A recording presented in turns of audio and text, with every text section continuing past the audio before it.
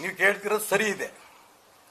ಆಗ ಯಾವುದೇ ಪೂಜ್ಯ ಸ್ವಾಮಿಗಳು ನೇತೃತ್ವ ತಗೊಂಡಿರಲಿಲ್ಲ.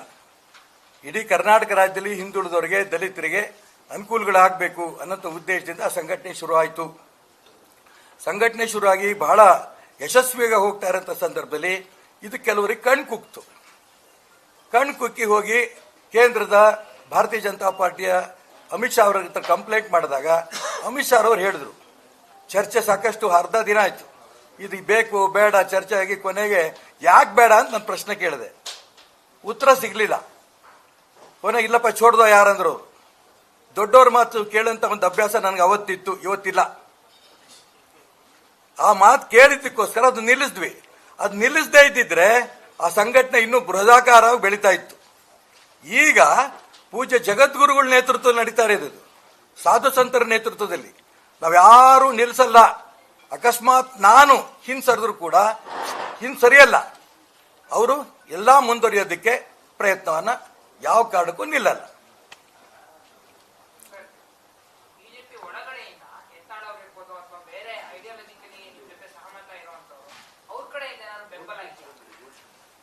ನಾವೀಗ ಭಾರತೀಯ ಜನತಾ ಪಾರ್ಟಿ ಇರ್ಬೋದು, ಕಾಂಗ್ರೆಸ್ ಇರ್ಬೋದು, ಜೆಡಿಎಸ್ ಇರ್ಬೋದು, ಯಾವುದೇ ಪಕ್ಷದ ಪ್ರಮುಖರನ್ನ ನಾವು ಕರೆಯಕ್ಕೆ ಹೋಗಿಲ್ಲ. ಯಾರು ಬೆಂಬಲ ಕೊಡ್ತಾರೋ ಅವ್ರ ಬೆಂಬಲವನ್ನು ಸ್ವೀಕಾರ ನಾವು ಮಾಡ್ತೇವೆ. ನಿನ್ನೆ ಬಾಗಲಕೋಟೆಯಲ್ಲಿ ಜಿಲ್ಲಾ ಸಮಿತಿ ಸಭೆ ಆಯಿತು. ಮೊನ್ನೆ ವಿಜಯಪುರದಲ್ಲಿ ಜಿಲ್ಲಾ ಸಮಿತಿ ಸಭೆ ಆಯಿತು. ಎಲ್ಲ ಪಕ್ಷದವರು ಬಂದಿದ್ರು. ಹಾಗಾಗಿ ಇದಕ್ಕೆ ಅವರು ನಮ್ಮ ಅಧ್ಯಕ್ಷರು ಹೇಳಿದ ಪ್ರಕಾರ ಇದಕ್ಕೆ ಯಾವುದೇ ಪಕ್ಷದ ಪ್ರಶ್ನೆ ಇಲ್ಲ. ಯಾರು ಈ ನಾನು ಹೇಳಿದ್ನಲ್ಲ, ಹಿಂದುಳಿದವ್ರನ್ನ, ದಲಿತರನ್ನ ರಕ್ಷಣೆ ಮಾಡೋದಕ್ಕೆ ನಮಗೂ ಆಸಕ್ತಿ ಇದೆ, ಬ್ರಿಗೇಡ್ ಜೊತೆ ನಾವು ಬರ್ತೀವಿ ಅಂತಂದ್ರೆ ಯಾರು ಬಂದರೂ ಕೂಡ ಕರ್ಕೋತೀವಿ.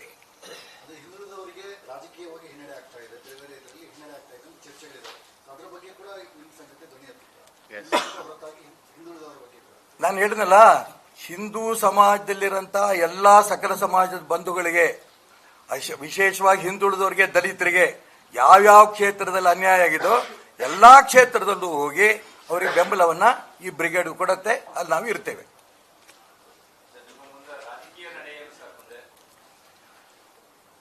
ಒಂದೇ ಸರಿ ಠಕ್ ಅಂತ ಹೇಳಂತ ಪ್ರಶ್ನೆ ಅಲ್ಲ ಇದು.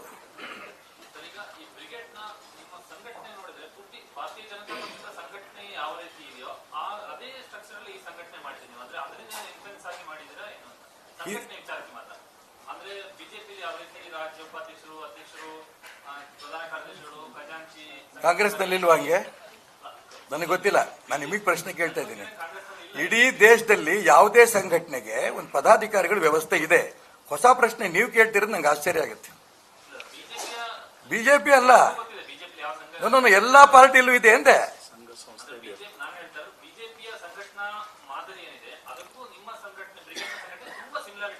ನಾನಪ್ಪ ಅದಕ್ಕೇನು ಹೇಳ್ತಿರೋದು.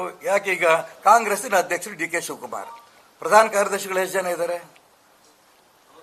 101 ಜನ ಇದ್ದಾರೆ. ಹಾಗೇನಿಲ್ಲ. ನಾವು ಇನ್ನೂ, ನಾನು ಅದಕ್ಕೆ ಹೇಳಿದೆ, ಆ ಕಮಿಟಿ ಇನ್ನೂ ಪೂರ್ಣ ಆಗಿಲ್ಲ ಅಂತ. ಇನ್ನೂ ಆಗತ್ತೆ ಜನತಾದಳದ ರೂಪದಲ್ಲಿ. ಹೊಸ ನಾಯಕರಿಗೆ ಯಾರ್ಯಾರು ಆಸಕ್ತಿಯಿಂದ ಬರ್ತಾರೋ ಅವರ ಪ್ರತಿಭೆಗೆ ತಕ್ಕಂತೆ ಅಲ್ಲಿ ಕಮಿಟಿಗೆ ಅವಕಾಶಗಳನ್ನ ಮಾಡಿಕೊಡುತ್ತೆ. ಏನು ಅಸಮಾಧಾನಿತರು ಸಮಾಧಾನಿತರು ಇದ್ರ ಪ್ರಶ್ನೆ ಬರಲ್ಲ. ಈ ಉದ್ದೇಶ ತುಂಬಾ ಸ್ಪಷ್ಟವಾಗಿ ನಮ್ಮ ಅಧ್ಯಕ್ಷರು ಹೇಳಿದ್ರು. ಈ ಉದ್ದೇಶಕ್ಕೆ ಯಾರ್ಯಾರಿಗೆ ಆಸಕ್ತಿ ಇದೆಯೋ ಅವರೆಲ್ಲರೂ ಬರತಕ್ಕೆ ಶುರು ಮಾಡಿಬಿಟ್ಟಿದ್ದಾರೆ ಆಗಲೇ. ನೋಡೋಣ, ಫೆಬ್ರವರಿ 4 ನಿಮಗೆ ಗೊತ್ತಾಗುತ್ತೆ.